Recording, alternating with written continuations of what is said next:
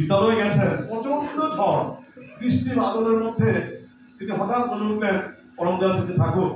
তার মাস্টারমশাইকে বললেন, মাস্টারমশাই আমাকে ছেড়ে দিন, আমাকে ছেড়ে দিন, আমাকে যেতে হয়।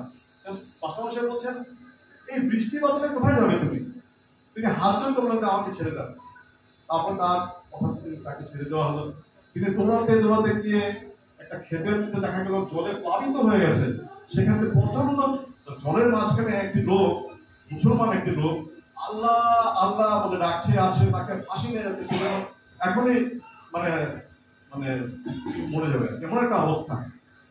পরম দয়াল শ্রী ঠাকুর সেই বয়সে তিনি ঝাঁপ দিয়ে সেই মানুষকে আলকে ধরে টেনে এনে তাকে বাঁচালেন। তখন সেই মানুষটি বলছিল, আমি তো আল্লাহকে ডেকেছিলাম, আপনি কে? আপনি কি আমার সেই আল্লাহ? তখন শ্রী ঠাকুর হাসছেন। এই যে রক্ষা করা, সেটা আমরা দেখি তার পরম দয়াল শ্রী ঠাকুর যে আচার্য পরম্পরা রেখে গেলেন, সে আচার্যের মধ্যেও সেই ধারা কিন্তু একই ধারায় বয়ে চলছে। পরম পূজ্যপাদ শ্রী আচার্য